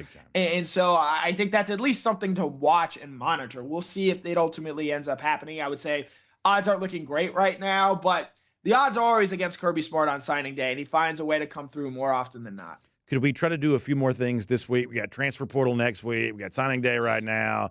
You get the biggest game, Georgia's going to play against, possible Texas. It's just an insane. I mean, this sport is so dumb sometimes. And trying to do all this at the same time may be the dumbest thing that it's ever done. So we're trying to do our best to keep up with it all. Connor, I appreciate your time. Yep. See you later tonight. Looking forward to it. Yeah, on TV tonight. Not TV, whatever it is we do. Streaming video tonight for the rankings. Connor, good stuff. Appreciate you being here. Let's take a look around the rest of the league. This is SEC Through.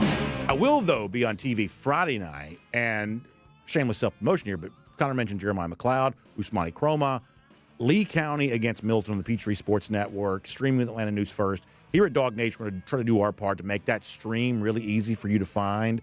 because I think it's just going to be an awesome game. And I am really, really looking forward to one of the biggest games in the country. I can't wait for it. So that's going to be fun on Friday. But as Connor said, tonight will be on TV. I said it again. On the DawgNation video channels for the top 25 reaction. And I do think it's going to be fascinating. And I really don't know how a lot of this stuff is going to go. I did see yesterday there was a major change in the gambling odds for Alabama to make the playoff. That's not always predictive. Sometimes this stuff moves in nonsensical ways. But I do believe Alabama's going to make it. And I have never thought the ACC runner-up would make it or even deserves to make it. So I believe there'll be 4 SEC teams in. And whether they foreshadow that tonight with Alabama or not, that's what I believe this is heading towards. And honestly, I'm like many of y'all. I mean, you get annoyed by, gosh, Alabama's lost 3 times. They're going to make the playoff. It's corporate welfare. It just sort of feels like, the same team getting the same benefit of the doubt as they've gotten in the past. I do get that. I really do. But if I'm being fair and balanced, here's the question I think that probably matters for the playoff rankings more than anything else. As a team, whether it's Georgia or anybody else, who do you least want to play? And if you really honestly assessed that question and answered it forthrightly, the teams you least want to play are probably the ones most deserving to being in the playoff. And the fact of the matter is, ain't nobody scared of playing SMU. And that's not because they're not good or anything like that. You got to play somebody. And people would be cutting in line to play SMU. Same for Indiana, same for a lot of these teams. That people just aren't afraid of playing those teams.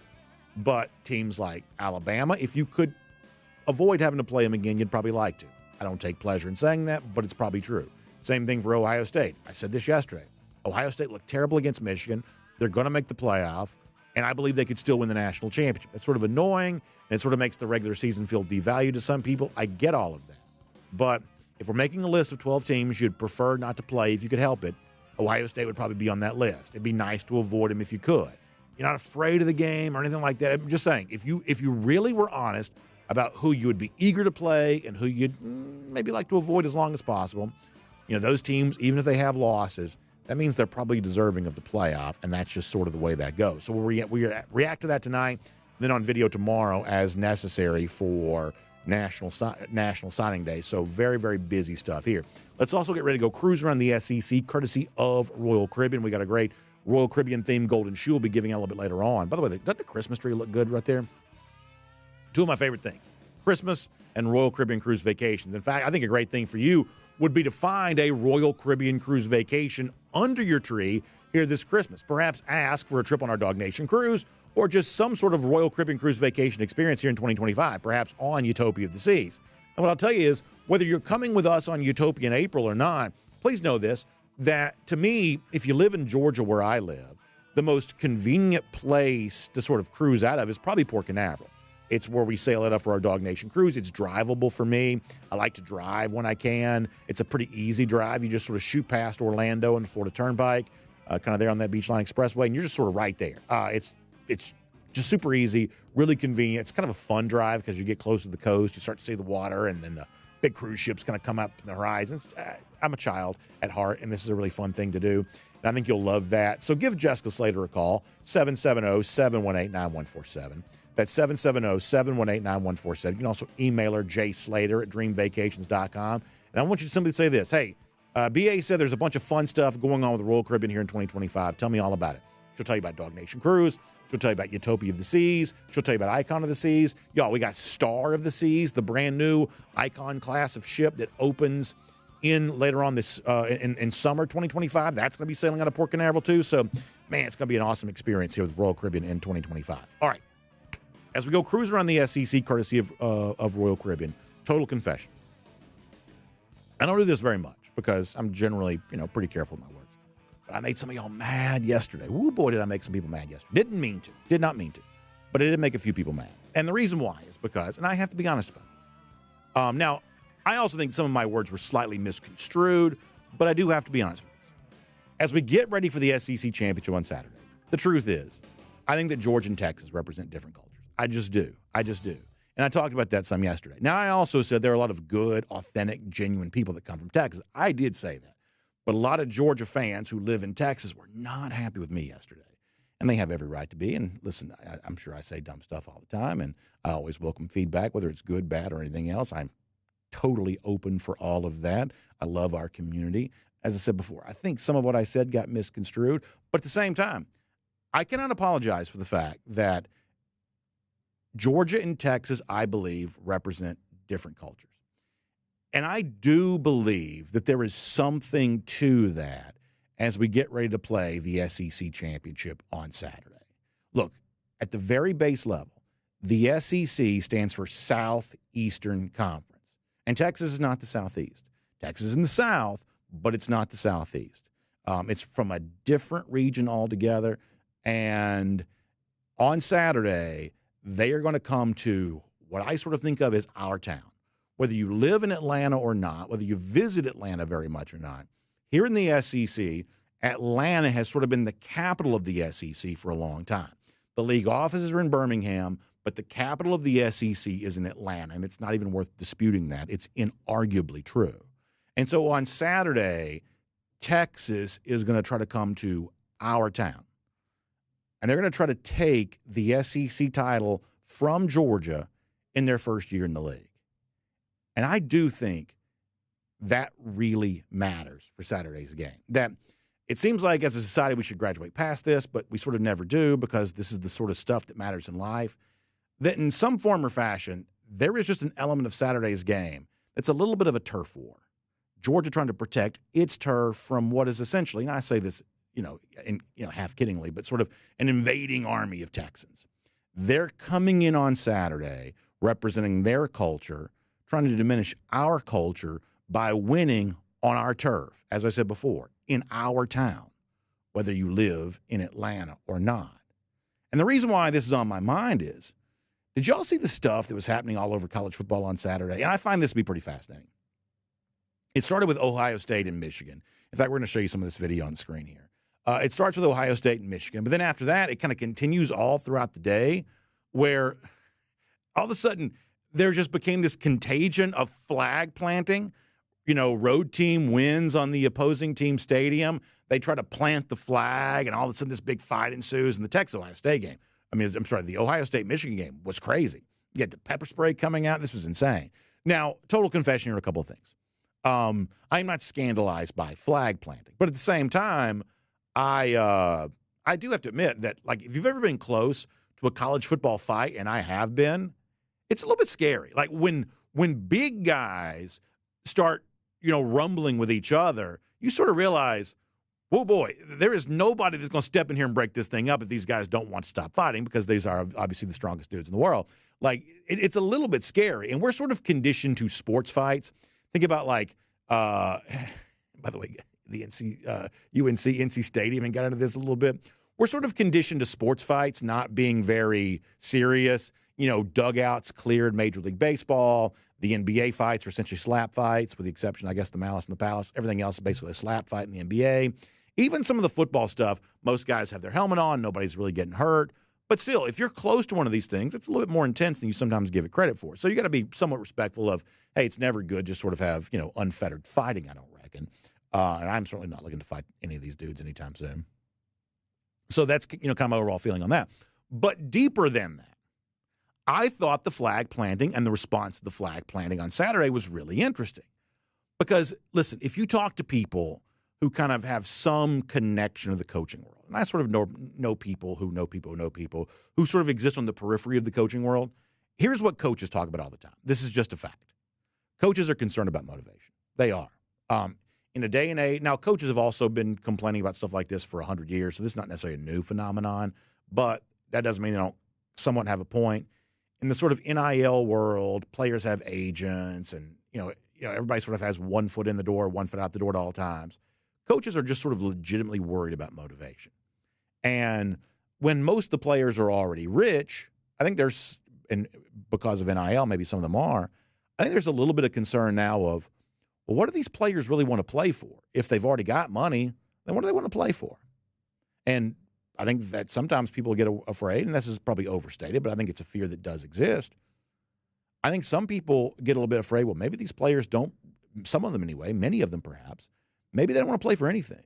Maybe they don't feel like they have to play. They've already gotten the money. The NIL payment has already, given them the riches.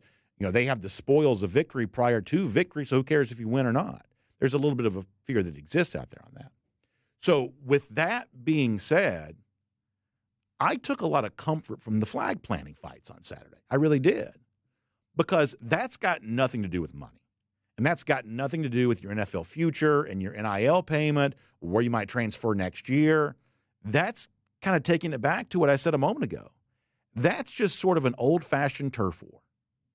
This is our field. This is the dirt that we stand on. And you're not planting your flag on our dirt. Now, if it's the AstroTurf, you can't do that anyway. And there's also something to be said for how about you fight during the game as opposed to after the game? I get all of that. I really, really do. I'm not telling you this is a argument without some logical fallacies. I'm not saying that.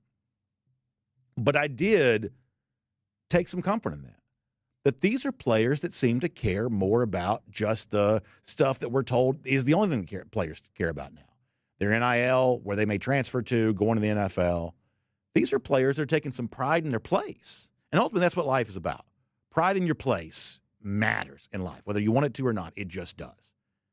And these players were taking some pride in their place of, listen, I don't care if we lost. You're still not planting your flag here because this is my dirt here. This is my land right now. And I don't think that's a bad thing. I don't necessarily want players fighting because I do think that can be dangerous. But the fact they want to fight over this makes me feel like college football is still an okay place. And I do think some form or fashion on that probably helps you a little bit on Saturday. Atlanta's our town. You're going to come into our town, the capital of our league, as a newcomer to this league. You're going to try to beat us in our stadium, in our town? No. No, you're not going to do that. And look, I'm not saying Texas can't win. Of course they can. That's a good team. But as Georgia tries to find every possible edge that it could have, defending its turf, kind of choosing to fight during the game, the way that a bunch of folks chose to fight after the game when the flag was trying to be planted, I think that could work, because I can promise you this. Steve Sarkisian won't say this. The Texas players won't say this publicly, but I promise you, around that place, and we met those folks in Austin. I met a lot of those folks. I can promise you, they're going around saying, ha, ha, ha, we're in the SEC championship in our first year. They say this league is so big and bad, but we conquered this league in our first year. And that's obviously asinine and stupid, because we all saw the Texas schedule they were allowed to play. But they're still saying it. And they'll be saying it even louder if they come into our town on Saturday and take this SEC title from us. This has been our league. That's our town. It's the capital of our league. That turf matters, and protecting your turf from this team matters. And so I don't love the fighting over the flags. I think that could be dangerous. But I am glad people wanted to fight on Saturday. I am glad that players took a little bit of umbrage to, you're going to try to plant a flag on my ground? You won the game, but now get out of here. You're not doing that. Georgia has that chance to show the fight before the outcome, the fight during the game, of saying, you think you're walking into our state, in this stadium that has been our home for many of our biggest wins, and some tough games too, but plenty of big wins. You think you're going to walk in here and take this from us in our first year in the league? No. We're going to defend our turf against you. I think some of what happens on Saturday, I think that's kind of what it's about. And we'll make that cruising around the SEC, courtesy of Royal Caribbean. Now, speaking of the ground right here in Georgia, we're proud of all of that, and we'll defend it against anybody. But our friends at Georgia Farm Bureau are all about that even more. They're as proud of that as you can possibly be, because they know for generations in our state, the delicious food that so many folks are eating, grown right here in Georgia, cattle raised right here in Georgia, all of that, and Georgia Farm Bureau supporting those, farmers and the agriculture community in our state for as long as you possibly can. And the same level of service they've been providing to our farmers from an insurance standpoint, they want to give that to you. So when it comes to choosing somebody for your auto insurance or your home insurance, something like that, why not choose to work with somebody who is in our state just like you are, in communities all across, working and going to school and taking care of business? That's what Georgia Farm Bureau is doing. And so when you work with them, you're working with Georgians. So make sure you check them out today. 877-404-1050. That's 877-404-1050. You can also find them online, gfbinsurance.com. That is gfbinsurance.com. Georgia Farm Bureau is always the home team. Now, we told you about the DawgNation invasion a little earlier. Let me also tell you this, that if you're coming into Atlanta for the weekend and you need a hotel, I got to tell you, there is a great option for you right here in the Dunwoody area. That's where our DawgNation World Headquarters studios are located. And you can be a part of a great experience here, kind of right in between two MARTA stations that make it easy to get to Atlanta. It means you want to go in for the game, you can get there, but you can also sort of pop back out when it's over with and stay in kind of a family-friendly, comfortable environment with like hundreds of restaurants, a lot of great shopping experiences.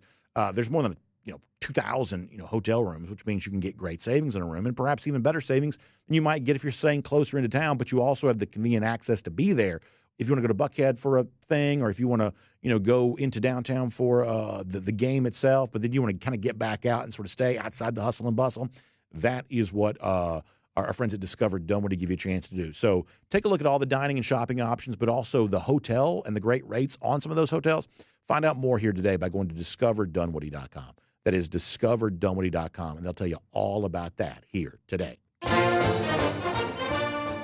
right, talk about Royal Caribbean a little earlier. Let's give a golden shoe out, and it's Royal Caribbean themed today. I love the fact. In fact, there's nothing that makes me prouder than knowing that when people think about their Royal Caribbean cruise vacation, they think about me. And you talk about, a nice way to sort of enjoy it prior to the SEC championship, kind of kicking back and relaxing here. Dina Pruitt writes to us from the Dominican Republic, saying, I also can't wait for April for our DawgNation cruise, but she's there on Voyager of the Seas in the Dominican. Like, how cool is that? What a great experience that is. Dina Pruitt having a great time, sharing that with us. We'll give her a golden shoe for thinking about us while being in the midst of paradise there. Good stuff, Dina. Golden shoe going your way there for that. How about the lousy, stinking Gators? Well, listen, they got no paradise. They got nothing, at least when it comes to Georgia Bulldogs right now. It's been 1,487 days since Florida's beaten Georgia. We love that. We also love the fact that our buddy Eddie returns January 24th. We can't wait for that. We'll see you tomorrow at DawgNation Daily, presented by ServPro. And on video, time now for the R.S. Andrews Cool Down. R.S. Andrews is the one you turn to for your air conditioning, heating, plumbing, electric needs. They show up on time. They do the work that's promised, the price is promised. You can trust them on all of that. We are glad you are here. We're going to bounce through some comments. We'll sort of see what's on everybody's mind today. And we'll get ready for the big one coming up on Saturday. Let's see what else. Let's see. William Camacho in here having some fun. We got some history lessons over here in the Facebook comment section. It's always fun. Kyle Cummings says Texas fans are now bragging because they beat the most bowl-eligible teams. Yeah, 6-6 type stuff. Yeah, I mean, listen. I think it's possible to sort of think more than one thing at the same time. Texas is a really good football team. Texas could beat Georgia on Saturday. And the fact that Georgia beat them in Austin doesn't change my opinion on that. I got a lot of respect for Texas as a team here on Saturday. But my skin is sort of crawling about the fact that, Texas thinks they're SEC now because they beat Mississippi State, Kentucky, Vanderbilt, Arkansas, and I like Arkansas, but, still, it's Arkansas, Oklahoma, even Texas A&M. Like, I mean, if you got a little bit of gray in your hair like I do, I mean, when we were kids, half those teams weren't even in the SEC to begin with. A&M, Arkansas, whoever, Oklahoma, those are not legacy SEC teams. They're relatively Johnny-come-latelys. And, Arkansas is sort of a lot more sort of the gravitational pull for Arkansas is a little bit more towards the west than the east as it is anyway. So I have respect for Texas as a team. I think they're a dangerous opponent on Saturday. The path they took to get to this point, I have no respect for that at all, and I'll always hold a grudge against the SEC for allowing that to happen. Al Chandler says with Rod Robinson back, maybe the run game can tick up a little bit. Yeah, I mean, we saw some of Rod on Saturday. I don't know that we saw the best of him, but I believe the best could still be yet to come, and I think his presence could be a good one. Winfred Steinspring says Missouri's not either. Yeah, I mean, I said this yesterday too. Like, it was snowing for Missouri, Arkansas on Saturday. It does not snow in the Southeast in November. And so if we're shoveling snow in your stadium and it's still the regular season, then you are not SEC. You may be in the league, but we're talking more about united financial interest than some sort of cultural cohesion. Brian Whitehead writes in to say, 4 years ago, you helped me celebrate my daughter Haley's acceptance into Georgia as a freshman. She is slated to graduate summa cum laude in May as a double major. Yesterday, we learned she's accepted into UGA Law School. Please give her a shout-out onto your show. Can you believe that? That is amazing. Brian, I'm so proud of that. And a lot of y'all know, like, I am not a good, like, academic type person at all. Was not a good student. There's no chance. I mean, I couldn't even spell summa cum laude, and would have no chance in getting to UGA Law School. So the fact that, like, you know, families who have these kinds of graduates and other people, like, I meet people all the time. They're like doctors and lawyers and things like that, you know, successful business people, and they listen to the show. I'm like blown away by that. I'm blown away by some of the incredible credentials that some of the folks in our audience have. And Brian, what a proud dad you must be, and deservedly so. That is an incredible story, and just thank you for being a part of the show. That's awesome. Marshall Fleming says, my wife and I just booked a Christmas cruise on Utopia. See, that's the way you do it, Marshall. That's awesome. What a great Christmas gift. Because, look, I mean, I'm sure, you know, Marshall, you probably feel like you got all the stuff that you need, right? I mean, you get to a certain point, you're like, I don't need more stuff. But, man, experiences and the memories you make on a cruise like that, I mean, I will tell you that in our family, we don't have very, like, lavish lifestyle. We never really have. Or I should say we never have. We have not in a good number of years. We made a lot of bad decisions when we were, you know, young married, and we've since made better decisions. So for a good number of years, we don't really live a very lavish lifestyle. Don't drive nice cars. Don't really, you know, just don't do a lot of stuff like that. I mean, our house, even that we just bought, is still empty in a lot of rooms because we kind of go slow in terms of buying the furniture, things like that. We're just not crazy spenders. But we do like taking cruise vacations. We like those kinds of things because we love the memories. And so, you know, we probably over-index our spending on, you know, cruises and things like that because I think the memories are invaluable. And if you give me the choice of an experience that creates memories that last a lifetime and strengthen the bond that I have with the people in my family or your friends that you might be traveling with, as opposed to like another, you know, thing to wear or, you know, thing to drive or, you know, thing to hang on the wall, give me the experiencing day of the week. So I think you made a great decision, Marshall. That's awesome. That's awesome.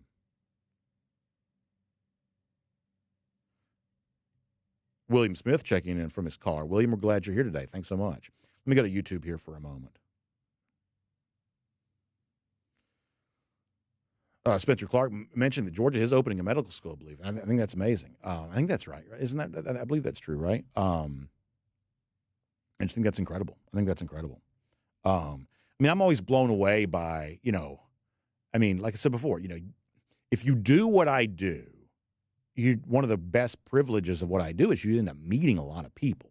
And I'm telling you right now, like some of the people that are out there and kind of a part of this community, they're doing some amazing things.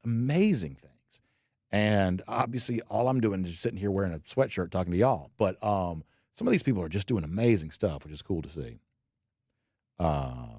Jerry Dog Fans says, I wonder how long it'll be before Big Money has the SEC championship game at Jerry World. Yeah, I mean, you do got to wonder some of those things. Now, the SEC has sort of renewed its commitment to Atlanta in the SEC championship, but the geographic center of this league is changing. It is, for sure. Randy Payne, he says, see you Saturday. Y'all, let me tell you something right now. We talk about like defending our state and our town against the invading forces. If Randy from Tifton is coming to the DawgNation Invasion tailgate, then I can promise you he's bringing hell with him. Okay, so I would say that we were in good hands in that situation. Let's see what else. Cal Cobb says the UGA Ag School, one of the top in the nation. Yeah, no doubt about that. And I love that. I think one of the things, as I have gotten older, I have developed a much greater appreciation for the agricultural community. Like I'm not, as I said before, I am not, you know, a well-learned man. But I have learned a lot about this kind of stuff lately. And some of that's because of like Georgia Farm Bureau. We also have our friends at Laster Tractor. And they're working with a lot of like large ag, small ag type, you know, customers. And it is really cool to consider the fact that food does come from somewhere. I know that sounds stupid. That sounds like just a dumb thing to say. But, I mean, if you're like me, you don't put a lot of thought into things sometimes. You think that food comes from a supermarket. Food comes from Kroger. That's where you think food comes from. But Kroger has to get it from somewhere.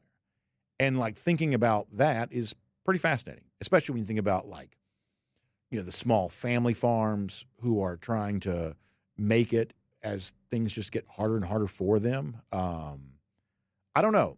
I find that to be a lot more interesting now than I ever did when I was younger, especially some of like the beef and things like that. The people who are doing, sort of the smaller scale, cattle raising and things like that. Like, I mean, that's a very important societal role. And I probably spent 30 whatever years of my life not thinking about that at all.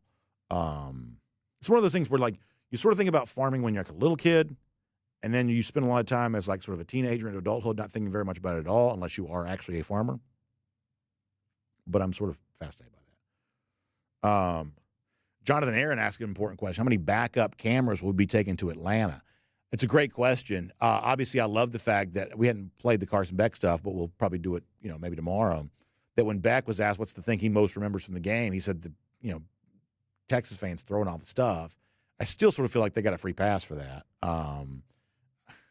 Something tells me that the media culture would probably not have been quite as kind to Georgia had they been the one that did that.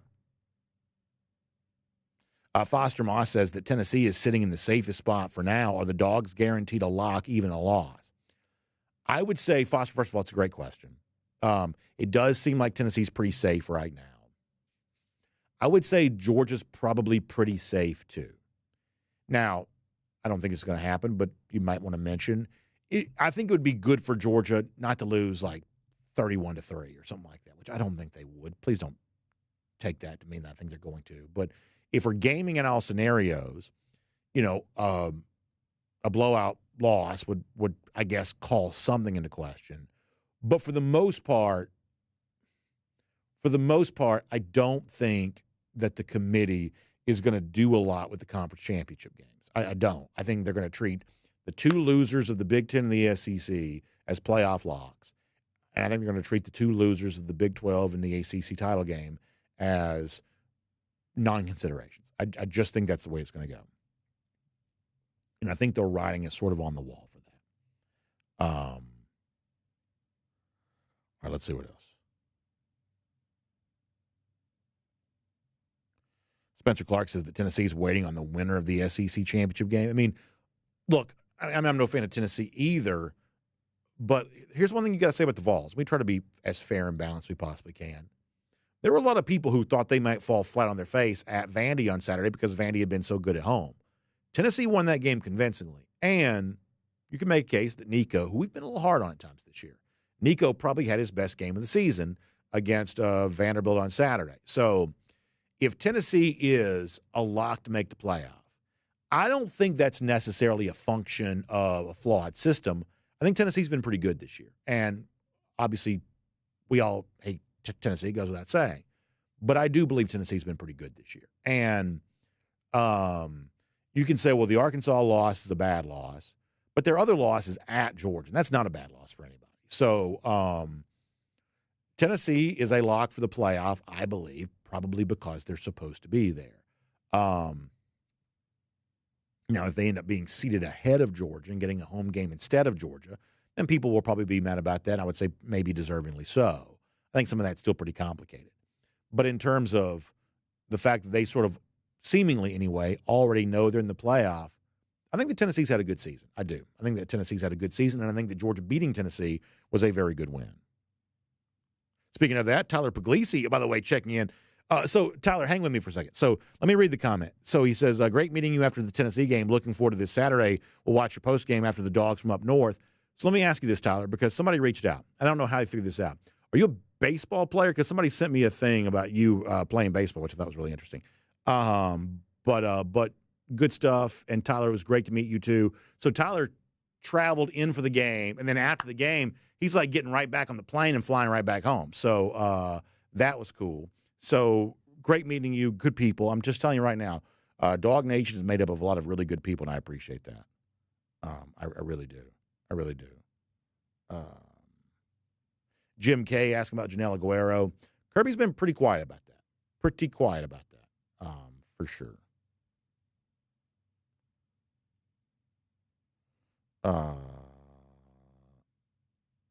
Let's see what else.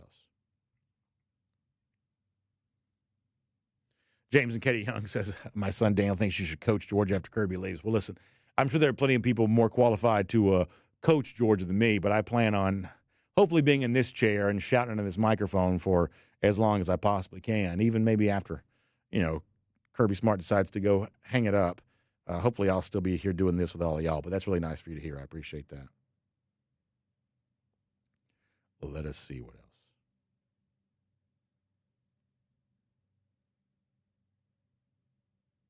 Oh, Matt Rugavina has a good idea. He says, what if Tennessee travels to Ohio State for a playoff game? Can you imagine those two fan bases together?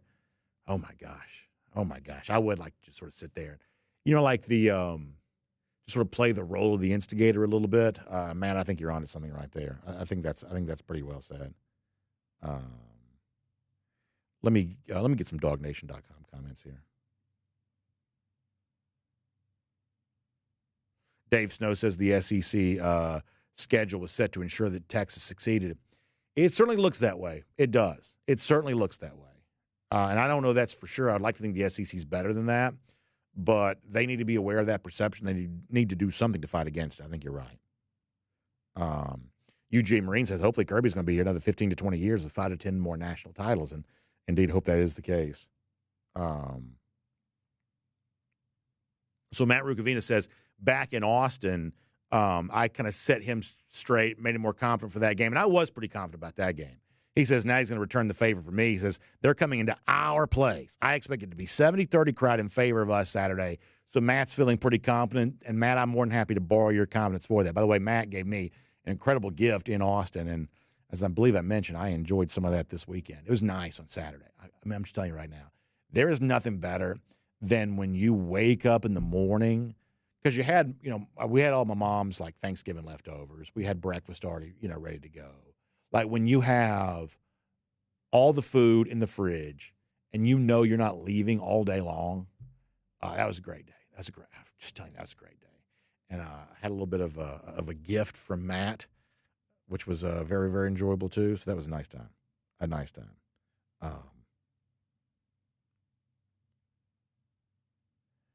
Scott Harris says, how about you get points based on the rank of the teams you lose to at the time of the loss? Add up at the end of the year, then rank the teams lower score, lower seed.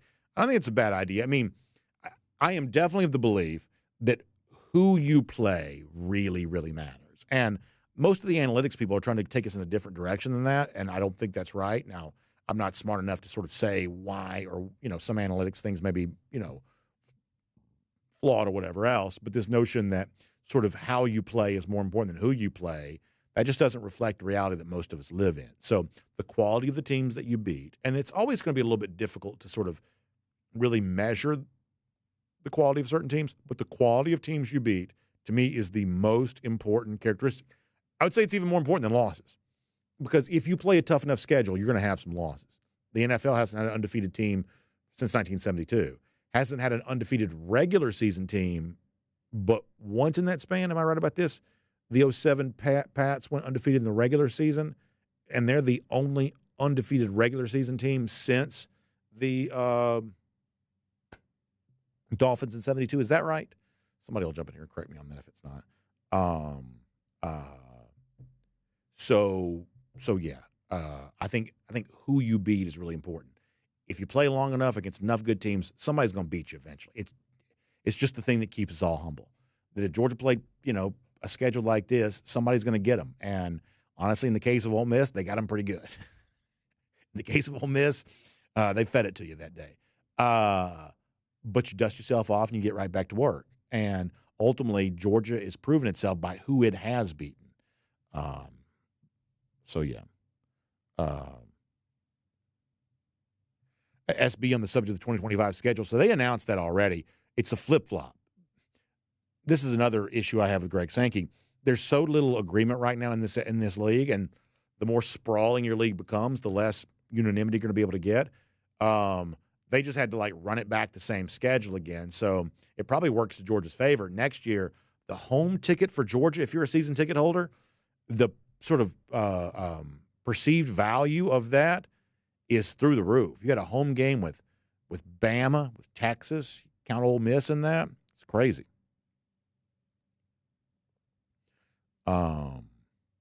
DT says the Texas schedule may have been part of the deal to bring them in the conference. I mean, DT, I would love to think that's not true. I want to have more respect for the SEC than that. Frankly, I want to extend more sort of generosity than that to the actions of others. Like, I don't want to believe that. But if it's not preferential treatment to Texas, they better start showing us soon that it's not, because when you have that, plus the nonsense with the officiating that night in Austin, some of us, we have no more generosity to extend, unfortunately. SB on the subject of the dates. That's right. They have not given the dates yet. You are right about that. Johnny Prescott says you can only have one on Saturday. Munson on the broadcast or Irk Russell leading the defense. Well, with all due respect to Irk Russell, and I obviously the Irk Russell era at Georgia is a little bit before my time, but of course I know the history. Man, if I could hear Larry Munson call a game again, there's something about it. And if you grew up in the era, it's not even always like the monumental calls. It was just the way that he just spoke during the regular part of the broadcast. That's some of the stuff that was like the most transfixing. Like, I'll tell you this, to this day, I'm going to give a free plug here. My wife doesn't do this, but I always do. Like the other day, I use sugar in my coffee. I probably shouldn't, but I do. I was pouring sugar into the little container where we keep the sugar, and it was Domino sugar. And I was in my mind, I was thinking, you can tell I didn't buy this sugar. My wife clearly did. And I got nothing against Domino sugar. Don't get me wrong about that. I'm just saying that when I buy sugar, it's always Dixie Crystal sugar, always. And this is a free plug. I don't, do that. But I'm just telling you right now, to this day, I always buy. If I'm buying the sugar, and I don't grocery shop a lot, but when it's me buying the sugar, I'm always getting Dixie Crystal sugar, because when I was a kid, Larry Munson always checked the Dixie Crystal sugar scoreboard on these radio broadcasts. And like, that's really the stuff that I remember. Because like when I was a kid listening to Munson do games, this was after Herschel Walker. This was not like a great era for Georgia. In fact, I don't know that Munson had so from the time I was a kid, the first truly great Munson call I probably experienced was the 97 Georgia Tech game. That was a great call. And in fact, I don't even know that on the list of like great calls for Munson, I don't know that it always gets its proper appreciation. That was an awesome call, just a great call. And that was probably the first, unless I'm not thinking about something, and if I'm not, then that's a shame. But the first truly great call of my lifetime was the 97 Georgia Tech game. Like, did Munson have a great call for the 96 Auburn overtime game? I'm trying to remember that. Pretty good call in the 92 Auburn game when like Georgia was like laying on the football, not getting up. That's kind of a fun one. That was kind of fun. But like the truly great Munson calls had sort of happened, sort of prior to that. Then we obviously had 2001, the Hobnail Boot, which was sort of like, this sort of like, Nicholas of the 86 Masters type moments. Somewhat late in his career, he had this awesome thing, as good as he'd ever done. That's such a cool experience. But my memories with Munson were just sort of the regular stuff, the way it would kind of come in and out of break. What you got, Lauren, of course, and stuff like that. That's the stuff that probably bound me to him as much as anything. Johnny Prescott says I should light up a stogie on Saturday when Georgia wins in honor of the legendary voice. I like that idea for sure. I like that. Herb Hamlin says he wants Munson and he wants true silver breeches. He says whatever jersey color's fine. I'm right there with you on that. When you go back and see some of these old highlights, and Georgia got that metallic silver, man, that looks so good. Oh, it looks so good. Yeah, SB remembers that. He remembers it for the Rip Tex Heart Out thing. That's right. That was good. That was good stuff. DT says I used to lay on the floor of my bedroom on Saturday night listening to the SEC football on the Dixie Crystal Sugar scoreboard. He says late 70s, there's very little on TV. Yeah. Like when I was a kid, games weren't on TV nearly as much. And plus, like half the SEC was always on probation. Florida and Auburn. Those teams didn't play on TV. They weren't allowed to. They were on probation. And so you play these games, you had to listen on the radio because the team wasn't allowed to be on TV, which is a strange thing. All right, final comments. We got to go. Let me go back to YouTube for a minute. Frank Patterson says, I would love to hear Keith Jackson call the SEC championship. So, Frank, I'll tell you this. I was going back the other day and rewatching, remember the 1993 Georgia Tech game from there was a fight in that game? I obviously was alive for that, pretty vivid memory of that game. Did not remember that Keith Jackson was the play-by-play guy. These were two pretty, with all due respect, we love Georgia, but the 93 Georgia Bulldogs were not exactly a championship contending team. And Tech, I'm sure, wasn't very good either. And we had Keith Jackson doing the game that day. I believe it was on a Black Friday, I think. That's pretty wild, I thought. That man, you got Keith Jackson doing this game? That's kind of cool. That was kind of cool. But, yeah, Keith Jackson, a true great. A true great for sure. Big Sam says, that's the only sugar I know of. My mom would only buy Dixie Crystal when I was a kid, and that's all my kids know now because I buy the same. Yeah, I've got no beef with any other sugar, and if we're honest, sugar's probably just sugar. It's probably all the same. But if I'm buying groceries and sugar's on the list, we are getting Dixie Crystal sugar. I can promise you that.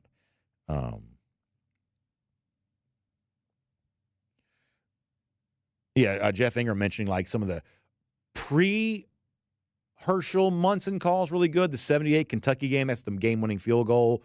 That's the one where he never said it was good. He just goes, yeah, I think I have that right. Yeah. That was awesome. Appleby to Washington. Like I said, my grandfather, when I was a kid, would have these like cassette tapes, red cassette tape with like the white sticker, the black letters of like Munson's greatest calls and stuff like that. We used to listen to that kind of stuff. Oh, man, that was good stuff. Good stuff. Good stuff. Yeah, Jim K. also remembering the Keith Jackson stuff. I kind of miss broadcasters having that sort of personality. Not to say the guys that are doing it now are not good. But, boy, there was something about that kind of broadcaster. Keith Jackson on TV, Larry Munson on the radio. It just seems different, doesn't it? How about this? Jeff Ingram says, when I worked at Classic Beverage in 73, Irk stopped in every night and bought a quart of Miller. So doesn't it seem like Irk Russell, for those of you who kind of old enough to have some knowledge of who he was, doesn't that seem like a fictional character? I mean, really and truly, does that not seem like a fictional character? The blood trickling down the forehead, the shirt with the message about Tech, the great letter that he wrote about the railroad people to the team coming in 1980. Like Irk Russell seems like something that like would have been made up, a character from a book, but as a real person in real life.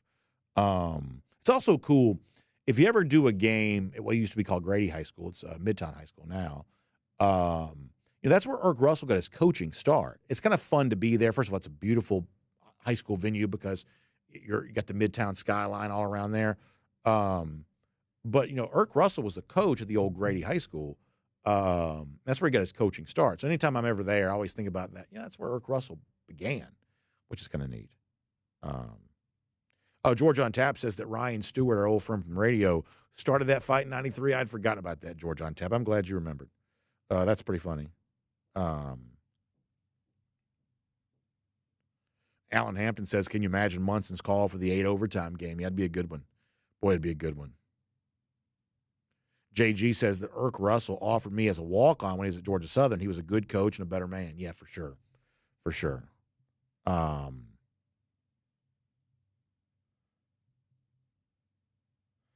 Gary Roach says that Dan Jackson's our Scott Case, a head buster. Obviously, Case, the former great Falcon. I like that comparison. That's a pretty good one. I like that. I like that a lot. Mitch H says that Keith Jackson was born in Roopville, Georgia. I don't believe I knew that. That's pretty cool. All right, final comments. We got to go. Barry Watkins, remembering the old, I just broke my chair, a metal steel chair. That's a good one. Let me go back to DawgNation.com for a minute. UGA Marine says the old school broadcasters knew how to use adjectives too and voice and grab attention on great plays. Yeah, they really did. And, I would say that this generation of broadcaster may be more well-trained, maybe. A lot of these guys now come from the same school. Syracuse is sort of famous for producing a lot of great broadcasters. But, boy, there's a level of personality that sometimes the old school guys would have sometimes showed. For sure. Yeah, Matt Rukavina having some fun, going back to remember the 2001 game. Rambo mentioning Roy Firestone doing a good Keith Jackson. I remember Roy Firestone doing was it In Touch, was that the name of the show? Back before ESPN kind of had, pardon the interruption and stuff like that, they had, was it In Touch with Roy Firestone? Was that the name of the show? I remember him. No, we're going to go. Great stuff, as always. Yes, all kinds of great stories in there. I wish we could talk about this forever. By the way, Frank mentions Ed Thelenius. That was the play-by-play broadcaster before Larry Munson. My dad had a lot of good memories of Ed Thelenius. And, unfortunately, you've got to be, I think about my dad's age, what he would have been. You have to be about that age to really know much about Thelenius. But he was a beloved broadcaster. He really was a beloved broadcaster, just from a completely different age. But a lot of people really liked Ed Thelenius. But obviously, Munson became one of the all-timers. But yeah, in his era, pre-Larry Munson, there were a lot of people, including my dad, that really liked Ed Thelenius. Rambo liked Ed Thelenius too. So there you go. So I could do this all day long, which we could. I got to go for now. Y'all check out RS Andrews online, rsandrews.com, for your air conditioning, heating, plumbing, electric needs. They show up on time. They do the work that's promised, the price that's promised. It's cold right now. It's going to be cold for a little while here too. So make sure you get your heating system tuned back up to factory fresh specs. It'll keep you warm and toasty all winter long. And don't forget, we got, I guess, our final weekly edition of the RS Andrews Go with the Flow on Friday. We'll still do some stuff for the Bowls and the playoff, but this will be our final weekly edition. I mean, I'm just telling you right now, y'all, I cannot believe how fast this season's gone by. It's shocking to me. Shocking. But maybe the best is still yet to come. We'll see if that's the case. All right, y'all have a great day. We'll be back tomorrow. DawgNation Daily presented by ServPro. It'll be signing day. All kinds of stuff on tap for that. So we will look forward to talking to you then.